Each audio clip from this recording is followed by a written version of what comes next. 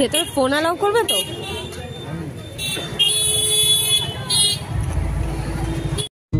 Hey everyone, welcome back to my channel Manjuri সাজ করে। তোমাদের সকলকে স্বাগত।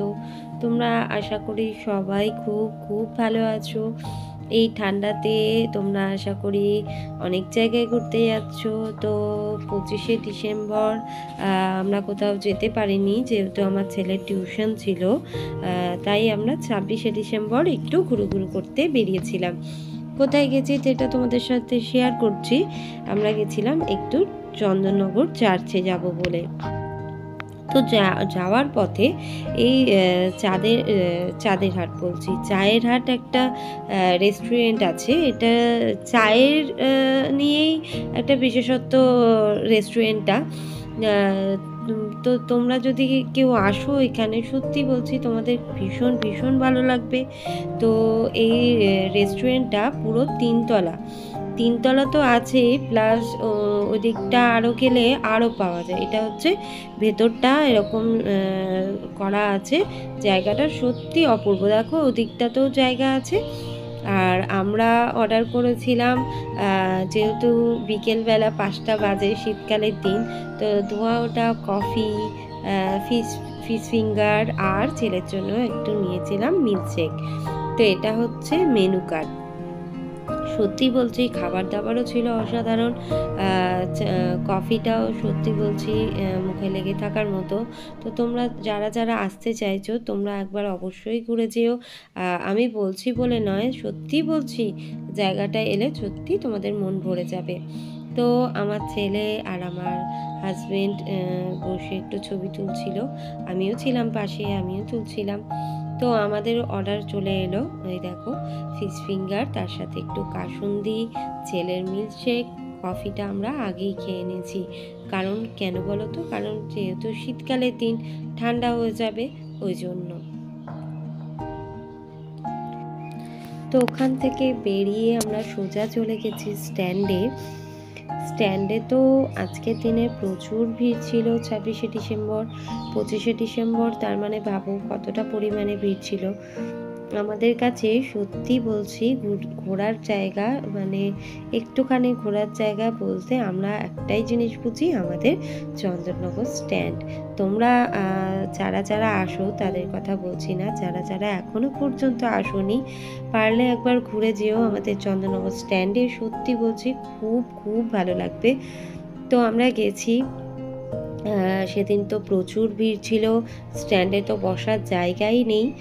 তাও আমরা গেছি, তখন কটা বাজে, স্ট্যান্ডে ঢুকলাম 5:30 বেজে যাবে।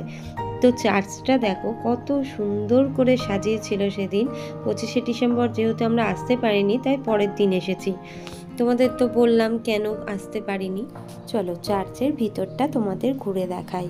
সত্যি ভিতরটাও খুবই সুন্দর। সব সময় তো ঢুকতে দেয় না এখানে, এই দুটো দিনে এখানটা খোলা থাকে। ভিতরটা দেখো কত সুন্দর লাইট দিয়ে সাজিয়েছে। দূর থেকে দেখাচ্ছিলাম, কিন্তু দূর থেকে দেখার থেকেও কাছে এসে দেখো আরও ভালো লাগছে। খুব সুন্দর করে সাজিয়েছে বাইরেটা। ভিতরটাও তোমাদের দেখাবো ঘুরে ভিতরটা কেমন। অনেক কিছু আছে, প্রচুর লোকজনও ছিল দেখছি, ভিতরেও ছিল প্রচুর লোকজন। আর বাইরেটা সত্যি বাইরে থেকে দেখতে না অসাধারণ লাগছিল।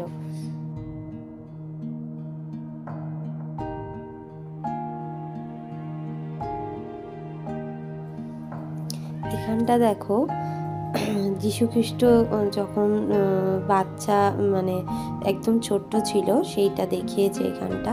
খুব সুন্দর করে ডেকোরেশন করা আছে। এটা সবসময় এখানটা এরকম করাই থাকে, কিন্তু আমরা তো সবসময় ভিতরে ঢুকতে পারি না, তো তাই আমরা এখানে আসতে পারি না। এই দিনেই এখানটা খোলা থাকে, তাই এই দিনেই আসা। কখনো কখনো ব্যান্ডেল চার্চেও গেছি, আবার এখানেও আসি, যখন মনে হয় যেখানে খুশি যাই। এটা হচ্ছে চার্চের ভিতরটা, ভীষণই নিস্তব্ধ, শান্ত পরিবেশ। সত্যিই মনটা শান্ত হয়ে যায় এখানে এলে। দেখো মানে কেউ বেশি কথাও বলছিল না, যে যা কথা বলছিল সবাই আস্তে আস্তেই কথা বলছিল। এখানটা নাকি একটা নির্দিষ্ট টাইম আছে, নির্দিষ্ট টাইমের পর চার্চটা নাকি বন্ধ হয়ে যাবে। তার জন্যই আমার বর তাড়াতাড়ি করছিল যে ভিতরটা তাড়াতাড়ি দেখে নাও, না হলে বন্ধ হয়ে যাবে।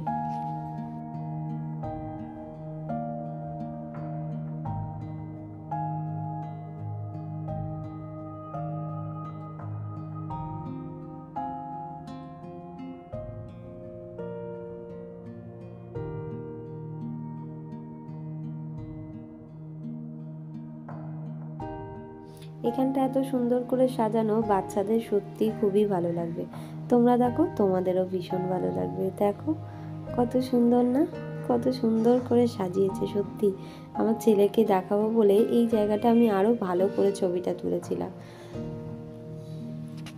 তোমাদের কেমন লাগছে ভিডিওটা বা কেমন লাগলো ভিডিওটা অবশ্যই কমেন্ট করে জানাতে ভুলো না। তোমাদের জন্যই এত কষ্ট করে ভিডিওগুলো কালেক্ট করি, তো চেষ্টা করি আমার মতন করে দেওয়ার।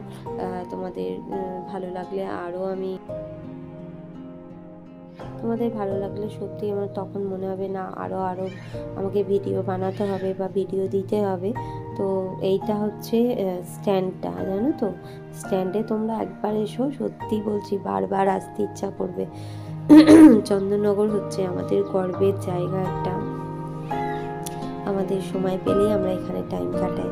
তো তোমাদের কেমন লাগলো আমাদের চন্দননগর স্ট্যান্ড অবশ্যই কমেন্ট করে জানাতে ভুলো না। পারলে অবশ্যই একবার ঘুরে যেও।